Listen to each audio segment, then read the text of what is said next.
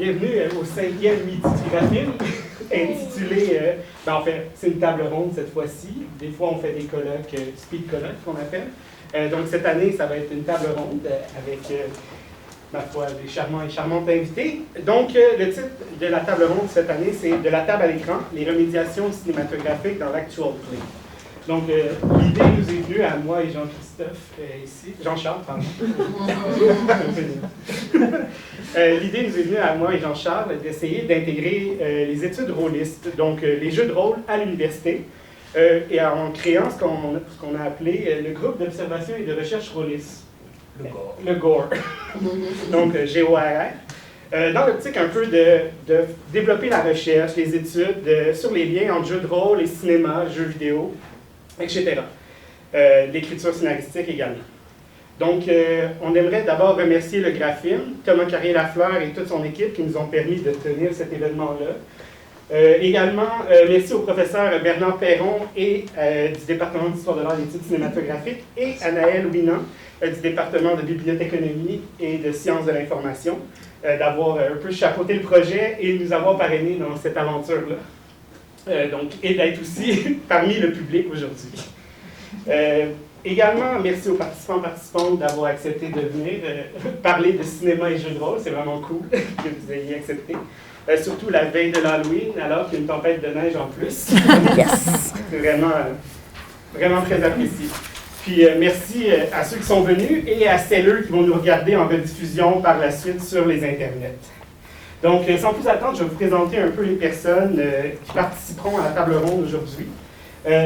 D'abord, Marika Guibault-Brissette, de Coups Critiques, qui se décrit comme une tisseuse de récits qui aime donner naissance à des êtres qui n'existent que dans sa tête. La magie opère véritablement lorsqu'ils prennent vie dans l'esprit des autres. Polyvalente, elle se plaît autant dans le rôle de maîtresse de jeu que dans celui de joueuse proactive. Après tout, sa priorité, c'est l'histoire. Juste à sa gauche, on a M. Pierre-Philippe Renaud, de Coups Critiques également. Donc, vous pouvez les trouver sur YouTube ou sur Facebook, et également sur toutes les plateformes de podcast. Donc, Pierre-Philippe, plus connu sous le surnom de Pépé, est un mordu de l'univers ludique de jeux de rôle sur table depuis de nombreuses années. Il a développé une certaine affection pour le genre horrifique et le jeu de rôle indépendant américain, et il dévore avec autant de passion les ouvrages volumineux que les petits zines indépendants obscurs faits maison. Toujours intéressé, il épluche avec positivité les aventures et modules afin de découvrir les différentes manières de concevoir et créer le jeu de rôle. À sa gauche, encore une fois, Annabelle Bureau, de Coups Critiques également. Donc, une artiste, Annabelle, est une artiste, c'est bizarre de nommer les noms tout le temps. Donc, elle est une artiste pluridisciplinaire native de Shawinigan. Installée à Montréal depuis maintenant 10 ans, elle y a complété son baccalauréat en art dramatique, profil interprétation. Parmi ses multiples aventures, Annabelle a notamment cofondé et dirigé la compagnie de théâtre Les Impairs pendant 3 ans. En 2020, elle rejoint l'équipe de Coups Critiques à titre de joueuse et animatrice. Depuis, elle partage sa passion pour l'interprétation théâtrale et le jeu de rôle auprès de plus de 4000 abonnés sur leur chaîne YouTube. À sa gauche, on a Jonathan Leduc de Sous-sol et Dragons, également disponible sur Facebook, YouTube et toutes les plateformes de balado-diffusion. Donc, Jonathan se décrit comme un maître de jeu, producteur et parfois craft de Sous-sol et Dragons. Il est comédien de formation. Il travaille principalement en doublage et adore explorer les différents langages de la création artistique. Et à sa gauche, on a Marie-Christine Loyer qui... Ah oui, je l'ai ici, c'est bon. Je ne l'ai pas envoyé. Donc, spécialiste dans l'improvisation et des jeux vidéo, surtout des jeux de rôle.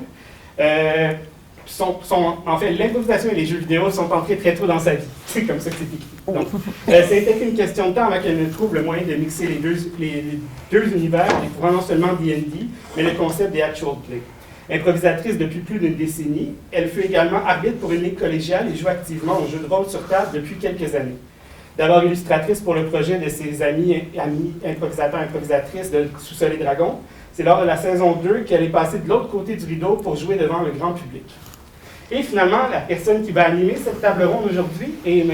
Jean Chandré, donc mon collègue ici à l'Université de Montréal, est chargé de cours ici et chercheur indépendant. Et après avoir fait une thèse sur l'horreur dans la littérature et les jeux vidéo, il a renoué avec son passé de rôliste et développe plusieurs projets de recherche et de création dans ce domaine.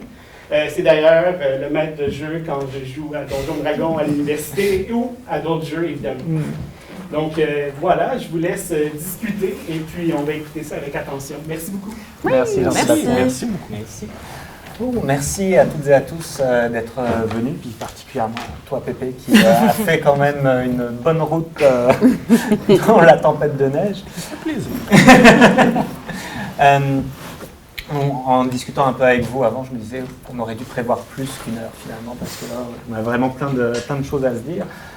Pour commencer un petit peu, je voulais poser une question un peu générale de comment est-ce que vous êtes passé finalement de jouer des jeux de rôle à faire de l'actual play, parce que c'est quand même quelque chose qui ne va pas de soi de faire venir quelque part un public dans une activité de jeu qui se joue vraiment entre amis, dans un cercle assez clos. Donc, c'est une question que je vous pose en général. Question ouverte à tout le monde. Question ouverte à tout le monde, tout à fait. Parfait. Voici Joe. Merci Pépé. Oui, en fait, de notre côté, on était tous improvisateurs à la base. Moi, de ma formation de comédien, j'ai ma compagnie de théâtre aussi. Je me suis toujours intéressé aux différents langages de création, que ce soit le langage du cinéma, de la littérature, etc., ou même le langage artisanal, même le tricot à la limite, est un langage de création en soi. Puis j'ai toujours aimé adapter ces langages-là à la scène ou de façon plus cinématographique, si on veut, à la caméra. Et quand je suis tombé sur les premiers actual plays que j'ai vus sur Internet, j'ai fait « Ah, mais mon Dieu, c'est génial, cette chose! » Parce que la réalité, c'est que les jeux de rôle, finalement, l'objectif de base reste de raconter une histoire. Et faite avec de bons amis, des gens en qui on a confiance, que ce soit des amis d'impro, que ce soit pas nécessairement des amis qui sont dans le domaine artistique ou quoi que ce soit. Si cette histoire-là peut être montée de façon agréable, ça peut être intéressant à écouter pour d'autres personnes aussi. Puis la preuve a été faite maintes et maintes fois de par les premiers, je dirais, actual play américains qui sont sortis jusqu'à maintenant. C'est quelque chose qui attire les gens, peu importe le jeu, peu importe le domaine. Puis c'est un peu comme ça que nous, on s'est lancé là-dedans, avec en arrière de la tête l'idée de travailler le plus possible la narrativité derrière ce jeu-là. Beaucoup plus que... L'intérêt vient beaucoup plus de la narrativité que de la statistique ou des mécanismes de jeu qui sont derrière, quoique ce sont des mécanismes de jeu qui sont super intéressants pour plein de raisons, mais j'imagine qu'on va peut-être en reparler plus tard. On va en reparler, mais c'est aussi effectivement des choses qui sont souvent coupées au montage dans beaucoup d'actual play. Oui, c'est vrai. Comme ça. Donc, on va revenir effectivement sur ça. Okay. Du côté coup critique. Moi, je vais avoir une réponse beaucoup moins élaborée. Je pense que c'est le hasard qui a fait en sorte que je me suis retrouvée de l'autre côté, dans le sens où je cherchais des gens pour jouer, comme beaucoup de joueurs esselés. Et je cherchais sur les internets, et il y a des gens qui m'ont approché disant « On voudrait jouer avec toi, mais nous, on joue live. » Donc, il y a des gens qui nous écoutent. Donc, est-ce que tu es prête à jouer? Je me suis lancée. Et voilà. Et ensuite, grâce à cette équipe-là, Coup Critique m'a vu sur la chaîne et là m'ont invité à joindre Coup Critique. Donc, c'est un peu les liens entre ces différentes chaînes aussi, mais c'est un hasard. J'ai pris un risque et ce risque a payé. Donc, voilà. Tu avais une pratique de jeu de rôle avant? Oui, c'est ça, à la maison ou avec des amis pour lesquels j'étais déjà maîtresse de jeu plus souvent que joueuse. Et là, disons, c'était le côté un peu joueuse qui me manquait. Mais personne ne voulait être DM autour de moi. Encore un autre truc que je partage souvent avec beaucoup de gens isolés à la maison. Et donc, je cherchais un groupe où il y avait déjà un DM. Et le premier groupe que j'ai trouvé en ligne, ça vient avec le fait qu'il y a des gens qui nous regardent et on doit interagir et tout ça. J'ai fait et ça s'est bien passé. Mais c'est intéressant parce que je peux juste rebondir sur ce que tu dis, parce qu'il y a la nuance entre le fait que tu avais commencé, que c'était du live. Ouais. Alors que après ça, il y a l'aspect justement où ça peut être retravaillé, rechangé, remodifié. Que j'apprécie davantage. Oui, je comprends. De mon côté, je pense que j'ai pas de formation, contrairement justement à d'autres, j'ai pas de formation en théâtre ou en film ou en cinéma, peu importe. C'est en plus dans le plaisir de vouloir concevoir de la fiction, mais concevoir de la fiction qui possède des multiples finalités, dans le sens que, genre, au final, c'est que ça débute dans un sens et ça va pouvoir partir dans plusieurs directions. Et c'est un peu la beauté de voir ça, de créer ça en groupe et de ne pas savoir vers où ça va s'enligner, mais qu'au final, on va quand même tous se rendre ensemble à ce même endroit et ça demeure quelque chose qui, je crois, peut être intéressant à écouter, parce que ça arrive souvent lorsque des personnes vont écouter un épisode où, un actual play, ils vont se poser la question, hey, qu'est-ce qui se serait passé si les joueurs avaient fait telle autre chose ou tel autre choix? Mais c'est le genre de choses qu'on ne peut pas savoir. Je trouve que ça fait partie de la beauté de la chose en même temps, que ça soit comme inattendu. C'est pas une question qu'on se pose quand on regarde quelque chose qui est scripté, non, par sûr, exemple. C'est sûr. Ouais, c'est vrai. Exact. C'est ça. Bon, je comprends. Puis effectivement, vous parliez un peu de cette différence de rendre la partie intéressante, de monter la partie d'accentuer la narrativité.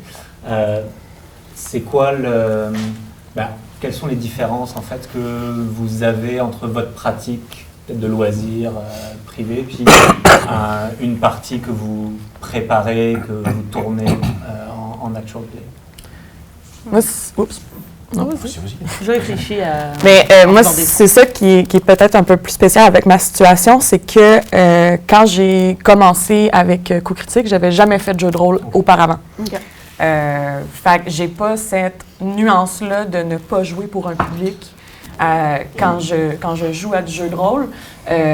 Longue histoire courte, Félix-Antoine, qui est dans notre équipe aussi, ça a été mon coach d'impro quand on était au secondaire. OK. Puis on s'est suivis mutuellement sur les réseaux sociaux pendant plusieurs années. Puis à ce moment-là, je venais juste de commencer à faire du Twitch.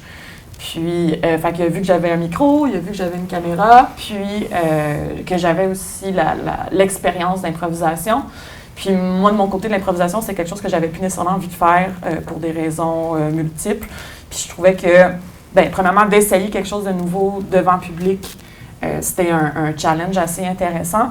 Puis de représenter un peu les néophytes dans le jeu de rôle, dans les actual play, puisque, comme on le comprend facilement, c'est des gens qui sont très ferrés, des gens qui ont déjà joué auparavant, qui ont joué toute leur enfance, toute leur adolescence ou leur début de vie adulte. Puis, à l'inverse, c'est d'avoir quelqu'un qui connaît pas tout puis qui a besoin de poser des questions. J'ai l'impression que des fois, c'est des questions que le public va se poser en même temps. Si moi j'ai la question, il y en a au moins deux qui l'ont quelque part aussi. Là. Mais je pense que la différence majeure, c'est de prendre conscience de la troisième personne qui nous regarde, qui devient comme le troisième joueur, ou le troisième joueur, je veux dire, en sorte que le joueur supplémentaire dans notre équipe, c'est le spectateur. Faut l'inclure dans notre partie, faut l'inclure comme un personnage à part entière, je pense, puis c'est même que je joue, mais après ça, est-ce que je suis plus capable de faire la différence avec quand je jouerais avec juste des amis? Je sais pas, parce que je l'ai jamais fait. Mais c'est intéressant, par contre, il y a plein de choses que tu as dit que je trouve super intéressant. C'était vraiment bien dit, en fait. Entre autres choses, le fait que tu mentionnes que le joueur, la personne qui nous écoute étant justement un peu un joueur supplémentaire, puis on l'a fait mention tout à l'heure, puis je suis absolument d'accord aussi sur le fait que lorsque c'est une partie d'actual play, souvent il va y avoir un aspect qui est un peu plus favoriser la fluidité pour que le public puisse comprendre, sauf que c'est intéressant parfois, il y a quand même des commentaires qui reviennent sur des gens qui apprennent les mécaniques de jeu en apprenant. Fait que dans le fond, oui, il y a un aspect qui est très narratif, mais aussi un aspect où est-ce que, dans le fond, la mécanique, le système va quand même être important parce que les gens vont faire comme « Oh, OK, ils jouent à Kids on Broom », fait que là, ils vont apprendre un peu comment ça fonctionne, le système, parce qu'au final, ils sont curieux aussi de le savoir au-delà de l'histoire qui est présentée. C'est éducatif. Oui, puis tout à l'heure, tu mentionnais que parfois on enlève justement les passages de mécanique, je pense notamment à Sombre Machination, là, où on voit même pas les roulés de dés.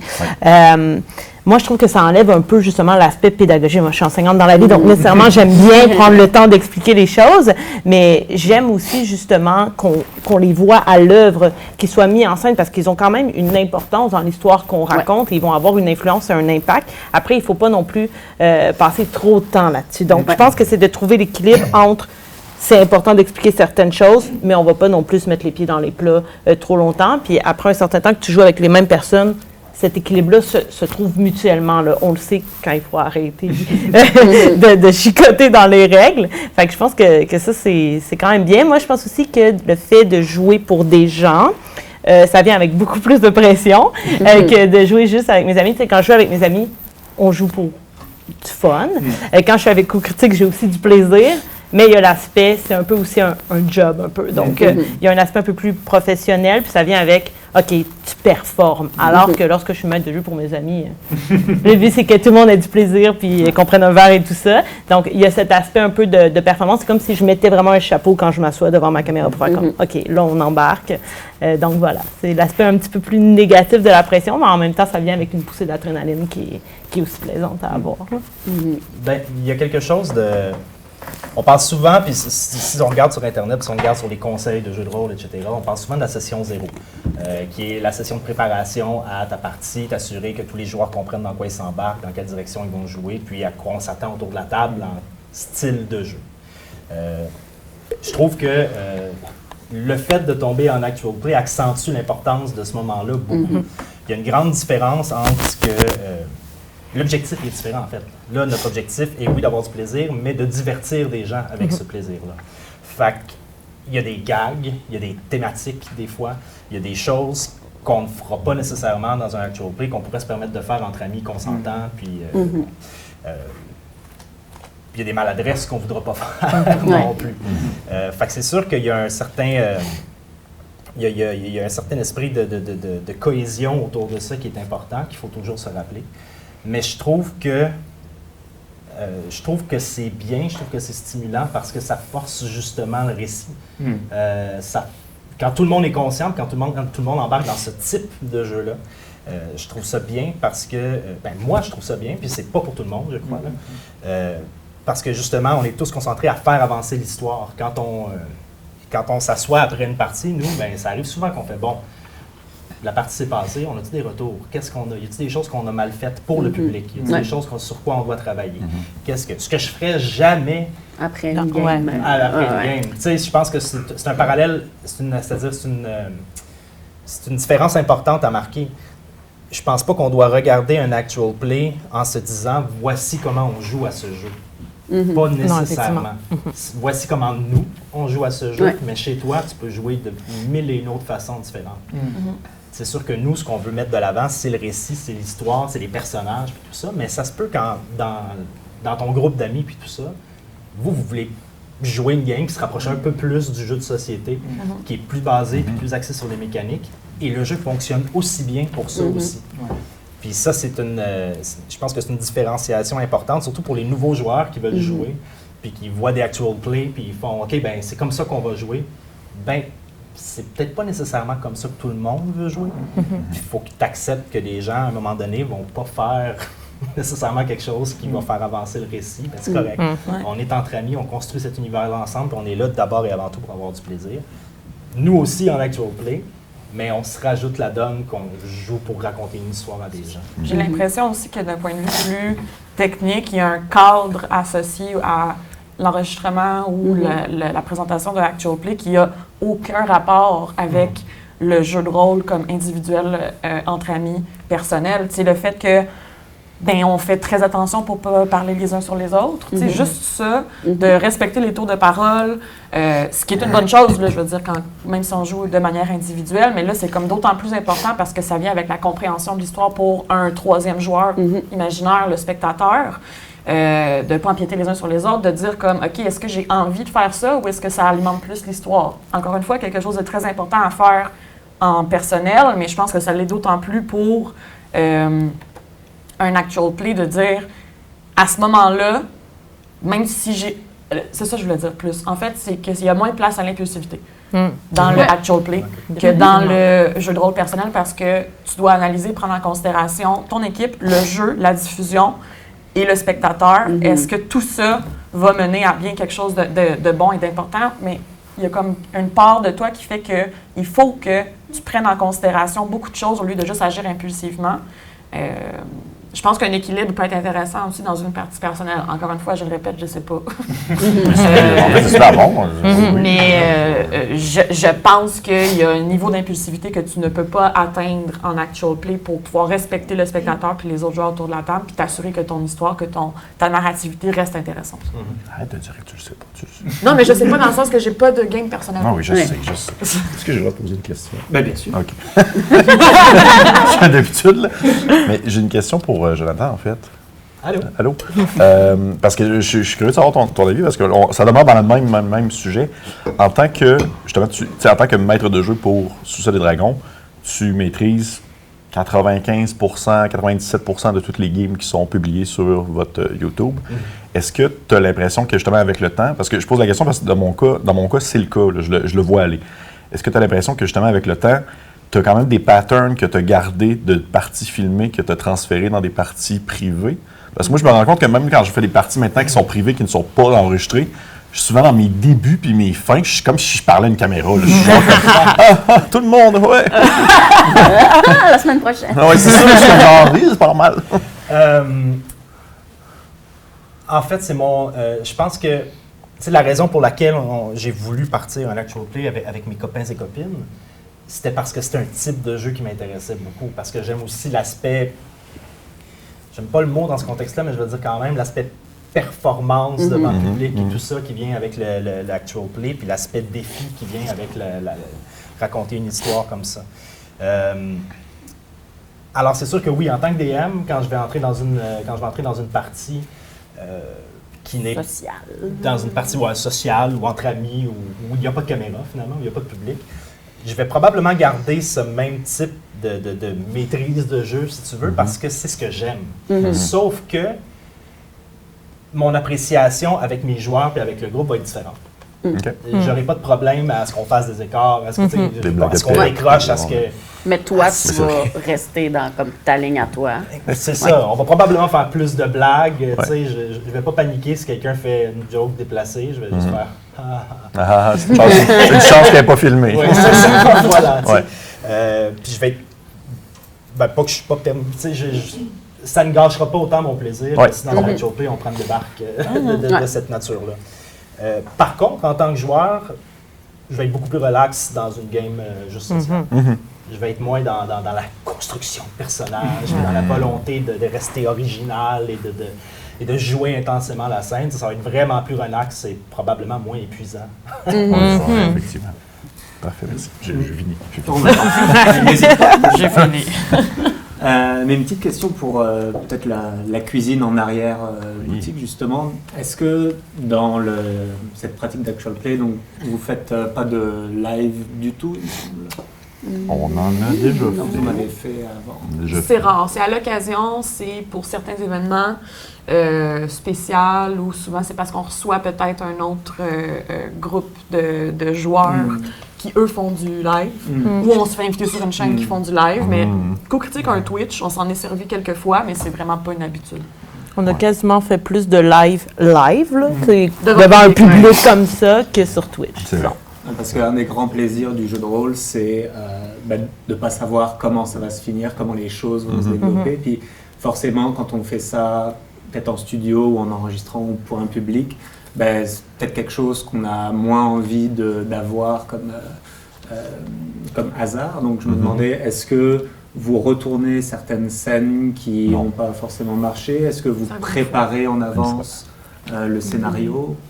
La seule raison pour laquelle on a repris des trucs, c'est parce qu'il y avait un problème technique. Ouais. Mais de notre côté, c'est les parties que les gens voient, c'est intégral. Ouais. Il n'y a pas d'editing ou de choses qui sont coupées ou quoi que ce soit. Il y a Ok. un minimum de colo et des ajustements au son, mais sinon, c'est l'intégralité de ce qu'on a fait. Ok. Ouais, ça arrivait juste une fois, comme Joey dit, on a eu un problème technique, mais là, dans la narrativité de la chose, justement, les joueurs qui avaient été là quand on avait filmé, on pouvait pas faire comme si ça s'était pas... Fait on a comme rejoué ce qu'on avait déjà joué, puis justement, c'était bizarre. Oui. On essayait de faire comme si, non, je n'ai jamais vu ce piège de ma vie. Tu sais. Fait que non, ça arrivait juste une fois pour nous, puis non, on n'a jamais fait de live. On fait nos jasettes live, mais ça n'a aucun rapport au jeu de rôle. Donc, mais oui, comme Joey dit aussi, tu sais, techniquement, on a la possibilité justement de ne pas être en live puis de se dire, dans le pire des cas, on peut couper ou quoi que ce soit, mais c'est jamais arrivé. C'est vraiment une question de technique. C'est quand même dans mon sous-sol, mine de rien. Oui, Fait c'est que- ça. c'est pas... c'est ça. De notre côté, on a déjà refait un épisode et c'était à cause d'une question d'horaire, de gestion d'horaire puis de changement à l'interne, des choses comme ça. Fait qu'il a fallu que. En fait, ça s'est vraiment très bien fait parce qu'au final, le moment où est-ce qu'on a recommencé l'épisode, c'était à cette époque-là, c'était moi qui étais maître de jeu. J'ai pu, dans le fond, complètement changer tout. Là. Fait que là, tout ce qui arrivait, c'était comme un peu inattendu. Là. Vous vous attendiez pas. On ne jouait pas la Non, c'est ça, même vous partie. jouiez pas la même Il partie. me semble, si je me trompe pas, il y avait une question de comme on était toutes malades, il y avait comme quelque chose qui faisait que Ah, ça marchait pas. là. ça marchait pas. Mais Genre, c'est à la fin de numéro un, l'épisode, tout le monde a l'horaire. fait. Ouais.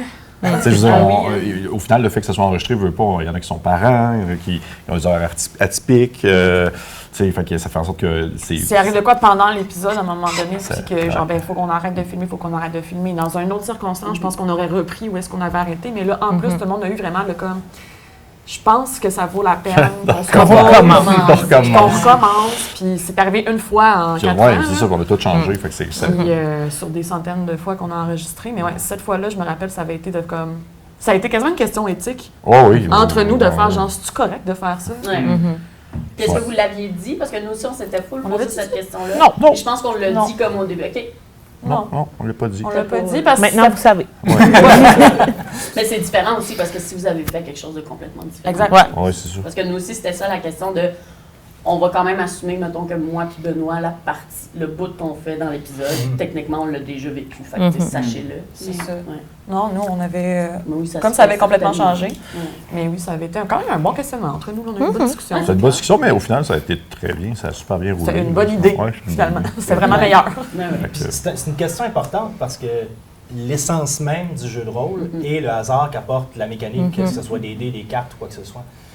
Fait qu'à partir du moment où tu fais un actual play, si tu commences à fudger des dés ou si tu commences à fudger qui est de souvent de rouler mais pas dire ce chiffre-là parce que tu tuerais un de tes joueurs. par exemple. Tricher. Tricher, finalement. Ou si, finalement, tu as scripté des parties des trucs et tout le monde est au courant, ben là, t'es plus en train d'utiliser la mécanique du jeu de rôle qui t'amène justement cette part de hasard-là dont on a parlé. Je trouve que ça paraît. En tout cas, moi, j'en consomme énormément beaucoup d'actual play. Puis Il y en a que tu le remarques. Puis il y en a, je remarque, là, je le sais que ça fait comme. Ça n'a pas de bon sens. c'est Ouais, pas.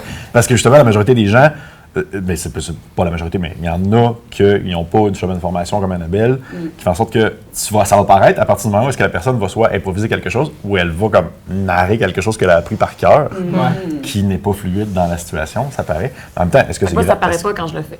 C'est ça, ça paraît pas. C'est ça l'avantage. Ça, c'est une formation. C'est une formation, ça paraît pas. Ouais. Mais tu m'as tout mêlé. J'ai perdu. Mais en même temps, est-ce que c'est grave? Non, si le public est correct avec ça. Je veux dire, au final, chaque personne a comme ses préférences. Sauf que, en tout cas, de mon point de vue, moi, ça me titille un peu. Je te comprends de jouer là-dessus. C'est, pour prolonger un peu sur cette différence finalement actual play versus le jeu en lui-même, donc, vous êtes nombreux et nombreuses à avoir une formation justement en impro, puis d'avoir des bases, voire professionnalisation en art dramatique. C'est quelque chose qui peut freiner un peu pour les gens qui découvrent justement le jeu de rôle à travers l'actual play. On parlait de Sombre Machination, pareil, ils sont dans beaucoup de production value, des choses comme ça, ou critical role, des choses comme ça. De dire, ok, moi ça m'intéresserait, mais je suis vraiment pas capable d'interpréter un personnage comme ça. Donc je voulais savoir, vous écoutez un peu sur ce que cette formation dramatique peut apporter à apporter dans votre pratique de jeu de rôle. Est-ce que, s'il n'y a pas cette formation, c'est quelque chose vers laquelle vous tendez pour l'actual play précisément? Et puis, pour Annabelle, plus, comment ça a été transposé dans une nouvelle pratique avec du jeu au sens vraiment ludique qui était présent? Ben, ça donne bien qu'on parle de ça, parce que j'ai une des seules séries solo que j'ai fait sur la chaîne, c'était sur comment intégrer l'interprétation dans une partie de jeu de rôle. D'ailleurs, c'est sur YouTube, ça s'appelle « Jouer le jeu ». Et j'ai fait une série d'à peu près 5 capsules, je pense, sur, comme en tant que non-professionnel, déjà ou non joueur de jeu de rôle qui souhaite améliorer sa pratique d'interprétation de personnages. Ça fait le bon. Ça fait le bon. Merci. Je vais le prendre. Comment intégrer des concepts théâtraux, des concepts d'improvisation ou même d'écriture théâtrale, d'écriture improvisatoire ou d'écriture scénaristique dans ta création de personnages et dans ton interprétation en temps réel. Puis je pense, j'ai eu des bons retours par rapport à ça parce que justement, je ne m'adresse pas à un public professionnel. Je m'adresse à n'importe qui décide de jouer à un jeu de rôle puis qui fait comme, OK, peut-être que moi, je me concentre beaucoup sur la mécanique, sur la statistique, sur les combats, sur rouler, mais quand vient le temps de faire, de parler en tant que personnage avec un autre personnage, avoir un dialogue comme ça, j'ai vraiment de la difficulté à le faire. Puis, c'est ça. Fait que c'est des thèmes qui reviennent autour du fait que, au final, ben, ton personnage, c'est un être vivant et toi aussi, tu es un être vivant. Fait que souvent, ton instinct va être le bon.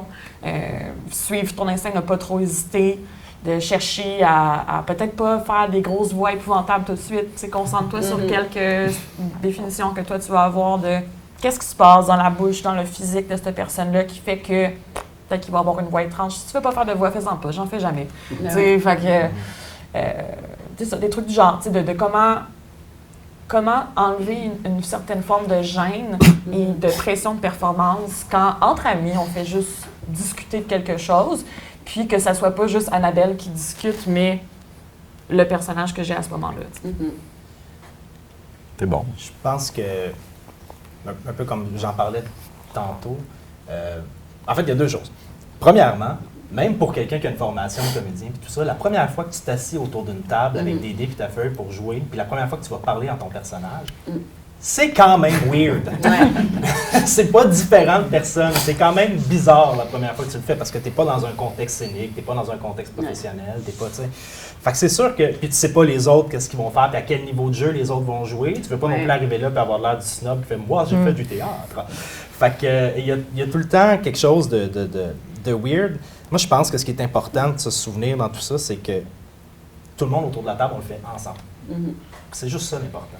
Puis personne qui est là pour se donner en spectacle. On est là pour vivre une aventure puis se raconter une histoire ensemble. Ou juste jouer à un jeu ensemble. Après, les premières games que moi j'ai DMé, parce que j'ai joué longtemps avant, mais les premières games que j'ai DMé, c'était avec des amis puis tout ça, qui étaient zéro comédiens. Puis tu sais, j'ai réalisé, moi qui partais avec mon esprit d'improvisateur puis tout ça,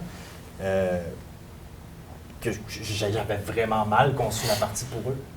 Parce que dans ma tête, il allait commencer à se parler, puis il allait commencer à faire ci, puis il allait commencer à faire ça, puis la partie a commencé, puis ils se sont tous regardés, puis en fait, ben là, on sait pas quoi faire. Puis ça a été ma première réalisation en tant que DM de, oui, attends, c'est pas juste ta game non plus, c'est leur game, puis eux, ils partent d'où? Comment tu peux les aider? Comment on peut le faire ensemble? Comment je peux leur tendre la main pour bien démarrer, peut-être commencer avec une quête plus simple, avec quelque chose d'un peu plus streamline, d'un peu plus dirigé au début, pour après ça ouvrir les portes puis tout ça. T'sais. Fait que ça peut être, je pense que ça peut être très bénéfique d'avoir ce background-là. Comme des fois, ça peut être un piège, dépendamment dans quelle situation tu te places. C'est juste un point de départ différent au final. Je suis vraiment d'accord dans le sens que, je dirais, il y en a qui ont la formation, puis ça le fait super bien, puis il y en a qui ne l'ont pas. Ça fait, je veux dire, dans mon cas personnel, justement, j'ai zéro formation, puis de mort. J'ai un bac en orientation. Je n'ai pas appris à faire du jeu de rôle avec ça. Mais d'après moi, ça fait juste démontrer qu'au final, oui, il y a comme peut-être certaines capacités, certaines techniques qui peuvent être apprises lors d'une formation, mais il y a aussi une certaine intuitivité, puis une certaine aussi, on va dire, habitude avec le temps à mesure que tu vas jouer qui va venir embarquer, parce que je pense que, je veux dire, ce que j'ai appris ou ce que j'ai pu faire, c'est justement à force de jouer, à force de lire, puis à force on va dire, de m'informer de manière personnelle et non sur des bancs d'école, en lien avec le jeu, en lien avec la construction de scénario, en lien avec la manière de présenter ou des choses, de venir stimuler justement les personnes autour de la table. Fait que moi, des fois, je débute des phrases comme ça, je sais pas où je m'en vais après, là, mais c'est vraiment vous montrer qu'au final, oui, c'est un avantage, mais il y a aussi, d'après moi, c'est pas un bloquant non plus. Les personnes ne doivent pas s'empêcher de le faire s'ils n'ont pas la formation pour. Bien que moi, je trouve ça très impressionnant, des gens qui l'ont. Puis c'est pas pour rien qu'on est une équipe. Je pense que chaque personne dans l'équipe, formation ou pas, va avoir ses forces. Puis c'est vrai que ça peut être vraiment intimidant pour quelqu'un qui regarde du actual play puis qui est comme, je t'aiderai jamais à ce niveau-là, mais c'est pas ça l'objectif non plus. Tu sais, je pense que c'est une bonne chose, en fait, d'écouter des actual play pour apprendre, toi, tu serais quel genre de personne autour de la table, puis t'inspirer de ces gens-là. Puis en fait, c'est un peu comme ça que j'ai commencé. Mais je dirais aussi que le Grandeur Nature m'a vraiment aidé à faire du actual play parce que là, l'immersion, elle est totale. Tu as le costume, c'est beaucoup plus facile pour moi de jouer quand j'ai le costume, encore plus quand j'ai un masque. Il y a cette idée de tu n'es plus la personne, tu l'incarnes véritablement. Et n'ayant pas de formation justement en théâtre ou en improvisation, ça me terrorise complètement, en fait, l'improvisation. Je vous lève mon chapeau, je ne ferai jamais ça. Et pourtant, j'en fais, oui, effectivement. Mais c'est une longue game d'impro. exact, mais avec un personnage, c'est ça. Ouais. Moi, ma formation, elle est en écriture. Moi, je viens du monde des lettres. Moi, ce qui m'intéresse, c'est de monter un personnage sur lequel je peux m'asseoir. Il est là, mon pilier. C'est là que je me retiens. Tandis qu'en improvisation, c'est vas-y, là, il n'y a rien de solide. Alors que mon personnage, moi, je suis du genre à envoyer un background de 3 pages. Là. C'est comme, je sais d'où elle vient, je sais où elle s'en va. Puis c'est ça qui me permet d'être solide dans mon interprétation. On va dire comme ça, sans prétention, mais de considérer que je peux jouer avec des gens qui ont une formation, par exemple, parce que je sais que j'ai construit quelque chose en lequel j'ai confiance. Je trouve ça intéressant, vraiment, ce que tu dis, parce que c'est que l'improvisation et tout ça demeure justement quelque chose d'un peu plus intimidant. Puis je comprends dans le sens que Annabelle aussi l'a mentionné que tu as fait de l'impro, maintenant tu n'en fais plus. Et l'autre chose qui se présente justement comme le jeu de rôle en actual play. Et j'ai pu faire de l'improvisation aussi dans ma vie. Et là où est-ce que la nuance se fait, je trouve que ce qui est vraiment plaisant dans le contexte d'un actual play, et oui, je sais que l'impro, ça se peut aussi, ça existe sous ce format-là, mais ce n'est pas, on va dire, la norme habituelle. C'est que l'actual play est 100% collaboratif, si je peux me permettre. Il n'y a pas de compétition entre 2 équipes différentes qui doivent s'affronter pour pouvoir faire rire le public. Et là, le jeu de rôle, c'est que tout le monde va ensemble dans la même direction. Fait que, il y a comme une certaine, je trouve ça, une nuance à apporter que je trouve que c'est un avantage, un plus encore. Fait que je comprends très bien. C'est la compétition, c'est pas le fun. Je trouve ça intéressant si on parle de est-ce que ça peut être intimidant ou pas, mais comme tu disais, le but n'est pas ça, selon moi, justement. J'ose espérer que des gens, mettons, qui n'ont pas joué encore, mais qui voudraient jouer avec leurs amis, ça peut leur servir d'inspiration, de ça, mais si leur but n'est pas de tout de suite faire du actual play, je pense pas qu'il faudrait que ce soit intimidant, justement, que ça reste un jeu. Fait que ce soit actual play ou avec tes amis autour d'une bière, je pense que ça reste on rentre tous dans un cercle magique, puis il faut qu'on ait comme... qu'on soit tous un peu consentants de où est-ce qu'on s'en va. Fait que ce soit un actual play ou autour d'une table, est-ce qu'on veut juste cabotiner puis faire des gags méta sur nos personnages? Si c'est ça le consentement de tout le monde autour de la table, allez-y. Après, tu sais, si tu t'amuses avec tes amis, mais que tu es comme, mais j'aimerais quand même ça, tu sais, qu'on essaye de le filer puis tout, bien, allez-y, mais il faut que ça reste un jeu. Fait que j'ose espérer que c'est pas intimidant, mais je comprends très bien que ça peut l'être. Ben oui. Puis je pense que même dans les actual plays, c'est ça qui est bien parce que tout le monde a... On va appeler ça une direction artistique. Je pense que tout le monde a une direction artistique justement dans son actual play. Est-ce qu'il y en a qui veulent être vivants là, du début à la fin puis camper dans leur personnage? Est-ce qu'il y en a justement que leur ligne, c'est vraiment plus l'humour, puis l'humour situationnel, mettons, plus que l'histoire? Ça se peut aussi. Je pense qu'il y a de la place pour tout. Et dans cette espèce de direction artistique, justement, donc, tu parlais, Jean-Philippe, d'avoir des tics qui revenaient dans tes parties sociales. C'est quelque chose que j'ai remarqué dans beaucoup d'actual play, que les introductions en particulier ont un langage souvent très cinématographique, où on a comme un travelling qui se passe, puis des plans, c'est ça. Est-ce que ce soit du côté joueur-joueuse ou MJ, vous avez justement une pensée différente qui est venue avec l'actual play dans l'interprétation, dans la construction des histoires, qui était liée à cet aspect un peu cinématographique, ou est-ce que c'est quelque chose qui nourrit dès le départ votre pratique de jeu de rôle? On rentre dans le gros sujet.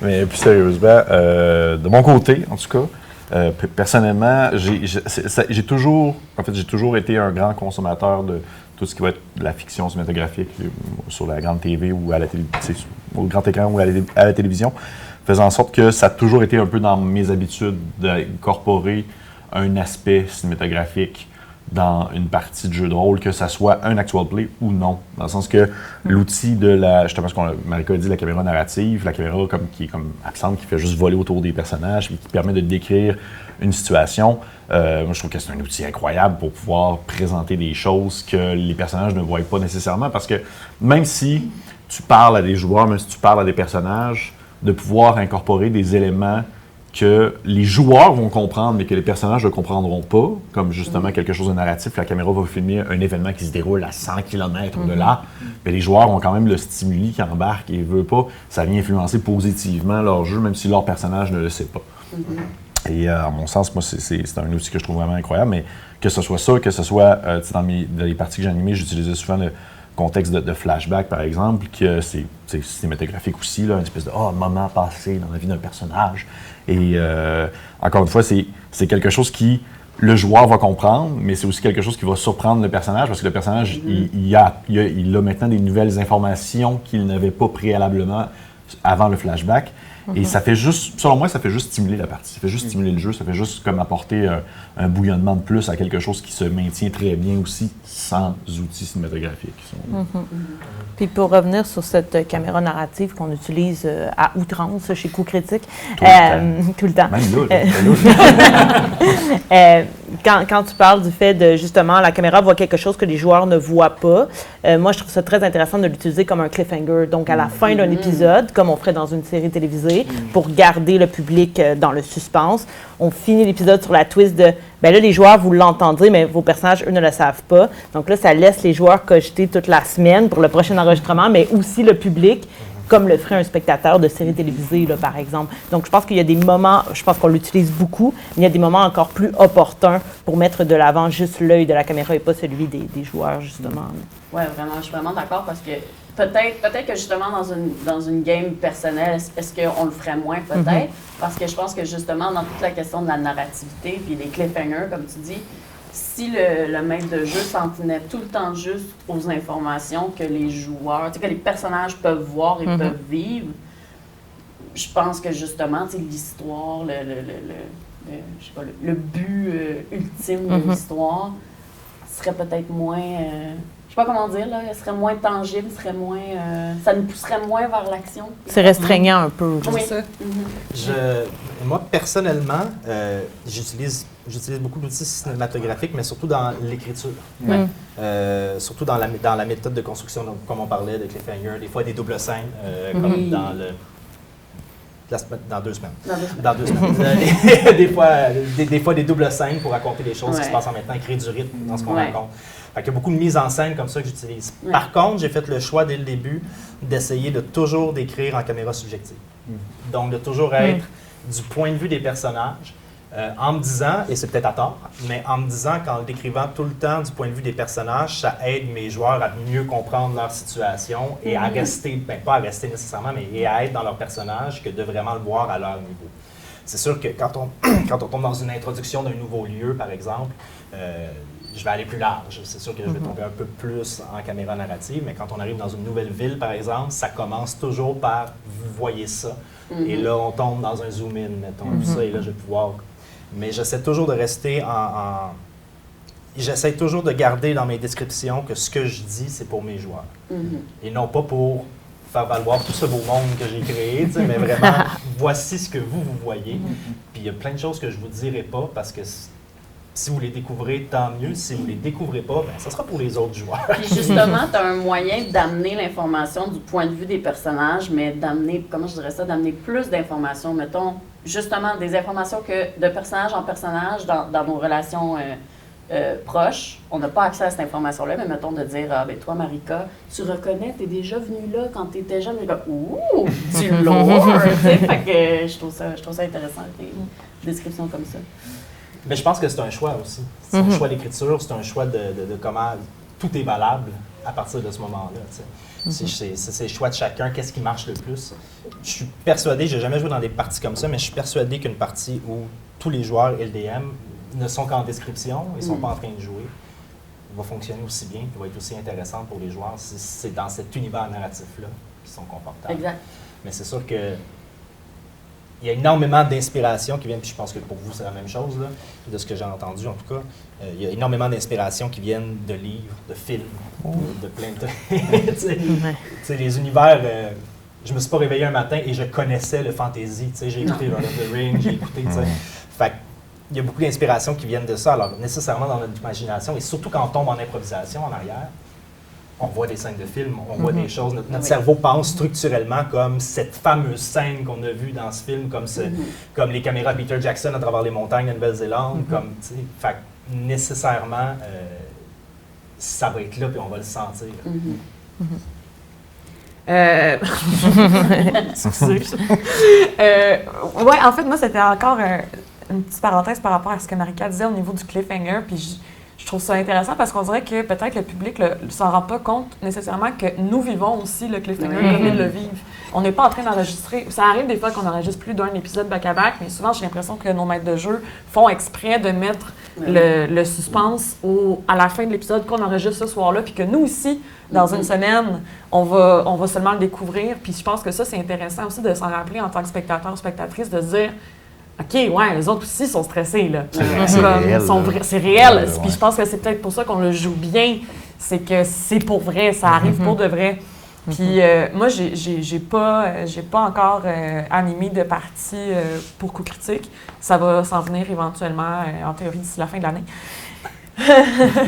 On va bien aller. Oui, je sais. Fait que je peux pas m'exprimer au niveau de comment faire vivre cette caméra narrative ou cette caméra subjective. Par contre, je l'ai vécu comme spectatrice, comme joueuse, pardon, puis comme spectatrice quand j'ai écouté d'autres actual play. Mais ce que je veux dire, c'est que moi, j'ai quand même un bon déficit d'attention dans la vie, puis ça m'aide à rester grounded, de recevoir ces images visuelles-là, ces images orales-là. Ça m'aide à rester attentive à ce qui se passe. La description de lieux, de manière un peu fantaisiste, dans le sens de pas fantasy, mais plus comme rajouter du détail, mettre de la beauté dans nos mots. Tout ça, ça m'aide à rester accroché. Fait que j'imagine même pas le public qui, des fois, doit peut-être genre écouter, tomber dans l'une puis revenir comme je le fais quand je joue, là.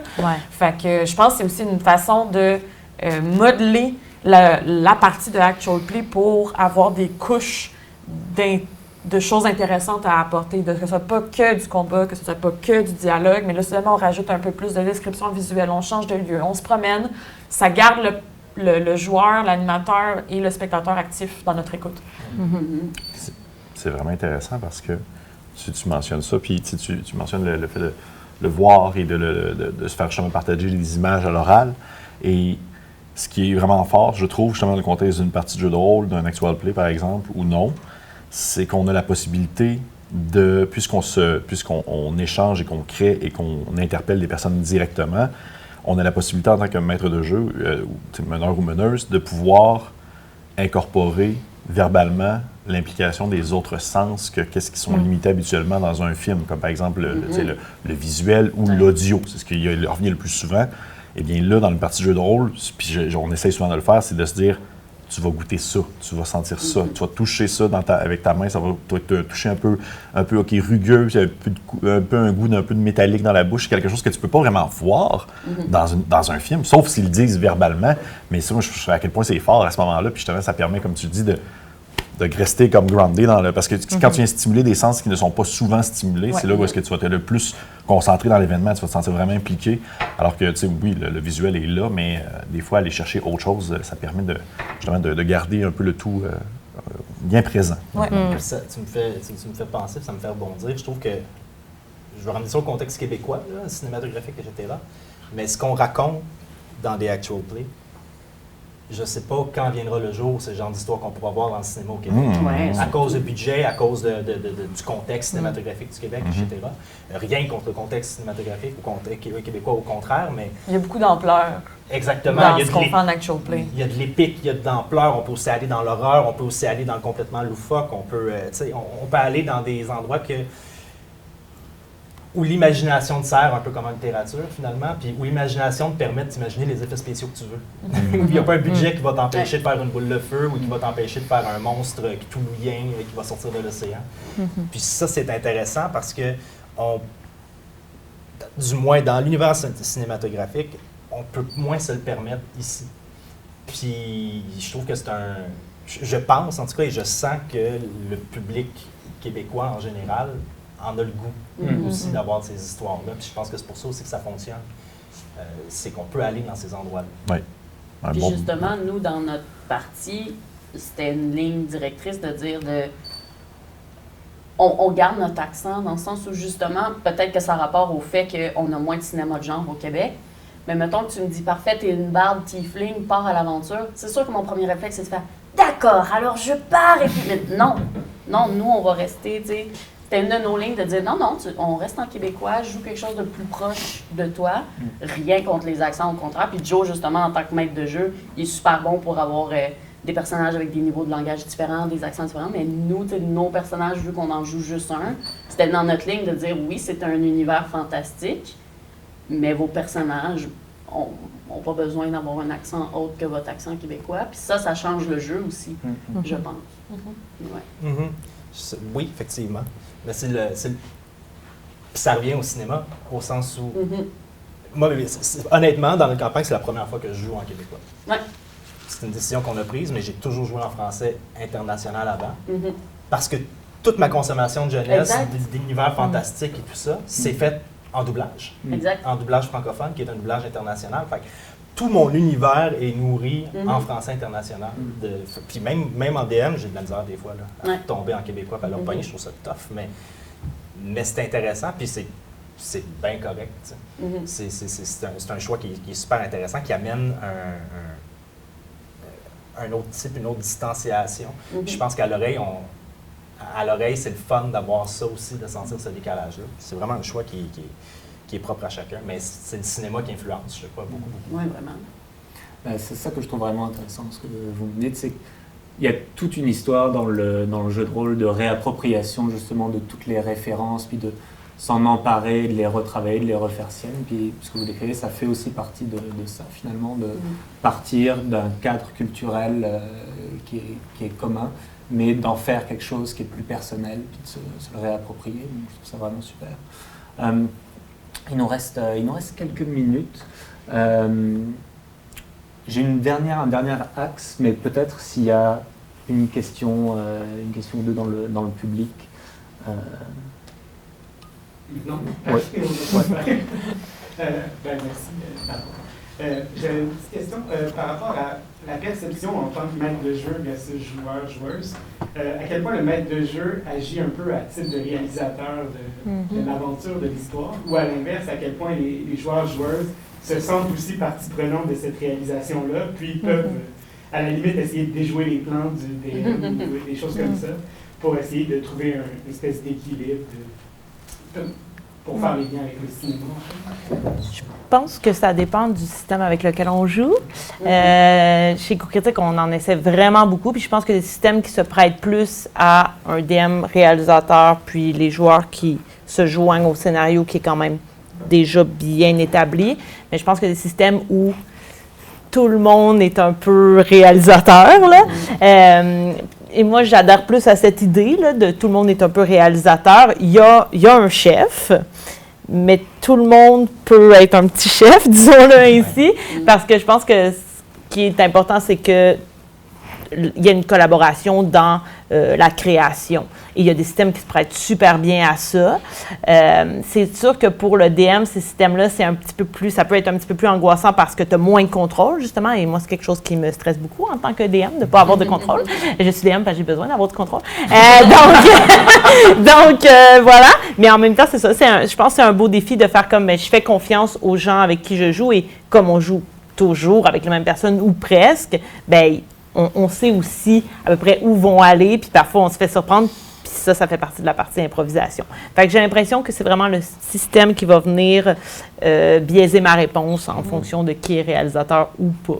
Moi, ça me fait rendre compte, en fait, en t'entendant puis en me posant la question que je me suis jamais posée au final, c'est que je pense que je préfère les systèmes de jeu où, en tant que joueuse, j'ai pas de